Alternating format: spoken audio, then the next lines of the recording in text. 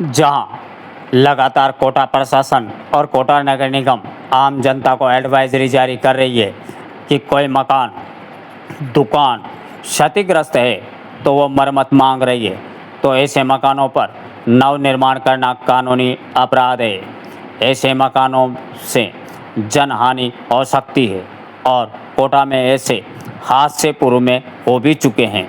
कोटा प्रशासन के सख्त रवैये के बावजूद पुराने कोटा में कई मकान ऐसे हैं जो अंदर से या बारिश से क्षतिग्रस्त मकान किसी न किसी बड़े हादसे को अंजाम दे सकते हैं। ऐसा ही एक मामला को आज सामने आया। कोटा की अधिवक्ता श्रीमती अनीता शर्मा ने बताया कि मैं पिछले 50 वर्षों से बजाज खाने में किराए से रहती हूँ।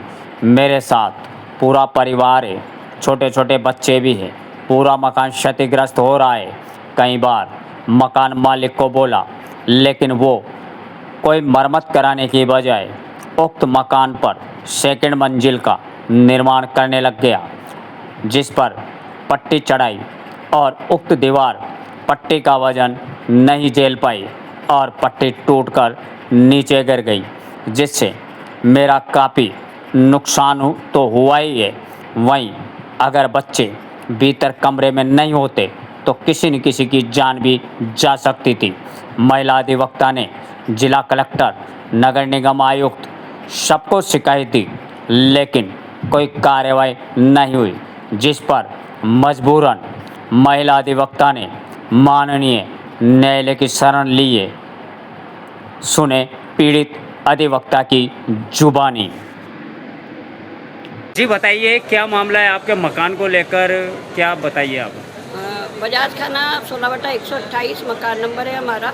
और मेरे पिता श्री रामचंद्र जी शर्मा 1950 से, मेरा जन्म भी वहीं हुआ है और मेरे छोटा भाई भी वहीं पे रहते हैं, बड़े भाई भी वहीं रहते हैं। और वो 100 साल पुराना, 125 साल पुराना ये मकान क्षतिग्रस्त है। और एक व्यक्ति जो रोमिल टेक्सटाइल के नाम से है, वो तीसरी मंजिल पे आके उसने पट्टियाँ डाल दी है और क्षतिग्रस्त को जब वो दूसरी मंजिल पे हवा पानी रोशनी बंद कर दी हमारी।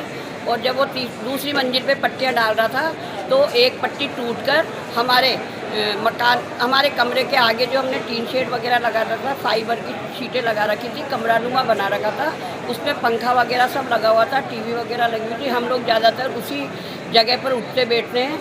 तो पट्टी गिरकर जब वो गिरी तो मेरा भतीजा वैभव एवं मेरी भतीजी कल्पिता शर्मा भगवान की कृपा से अंदर वाले कमरे में थी, वरना इन दोनों बच्चों की यदि वो बाहर होती तो वो उनकी मौत हो जाती।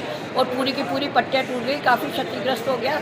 सरकार 100 साल पुराने जो पुराने जर्जर मकान हैं उन पर वो मतलब ध्यान दिया जा रहा है, किंतु रोमिल टेक्सटाइल्स वाला जो योगेंद्र कुमार जैन है बजाज खाने का, उसने हमारे मकान को क्षतिग्रस्त कर दिया है। और काफ़ी है ना जो नुकसान हमारा हुआ है, इसमें जान माल की हानि हुई है। और इन्होंने किसी भी नगर निगम से या यूआईटी से किसी भी तरह की कोई मकान निर्माण की स्वीकृति इन्होंने नहीं ली है। बिना उसके इन्होंने 3 मंजिला मकान बना दिया है। हवा पानी हमारा हवा पानी बिल्कुल रोक दिया है, बिल्कुल हवा पानी रोशनी रोक दी। जो वो क्षतिग्रस्त मकान है उसको लेकर आपने क्या निगम को या प्रशासन को, कलेक्टर को किसी तरह की कोई शिकायत दी है कि ताकि कि भाई इसकी मरम्मत कराई जाए? जी हमने है ना हमने आयुक्त महोदय को है ना जो नगर निगम को इसकी शिकायत दी है।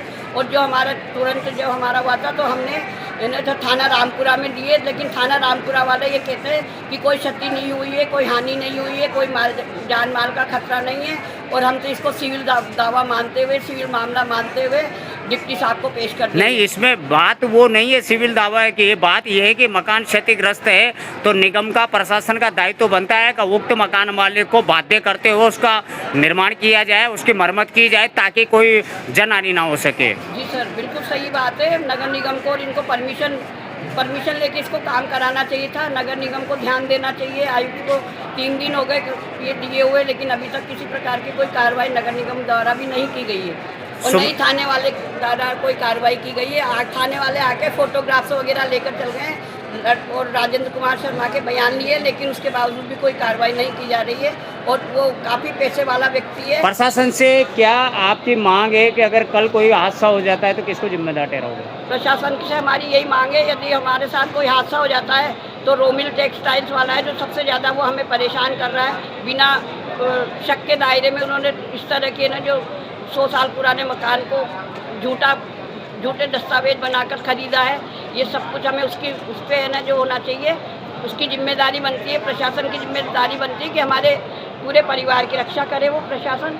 जर्जर मकान है, 100 साल पुराना मकान है, 100 साल पुराने मकान पर तीसरी मंजिल का किसी भी तरह का निर्माण कार्य नहीं करवाया जा सकता, जबकि वहाँ पे उसने मोटी मोटी पट्टियाँ तीसरी मंजिल पे डाली है, दूसरी मंजिल पे पट्टियाँ डाल रहा है और जब वो बोझ सहन नहीं कर पाई दीवारें तो इस कारण से यह हादसा हुआ है। शुभ नाम बताइए आप। अनीता शर्मा एडवोकेट।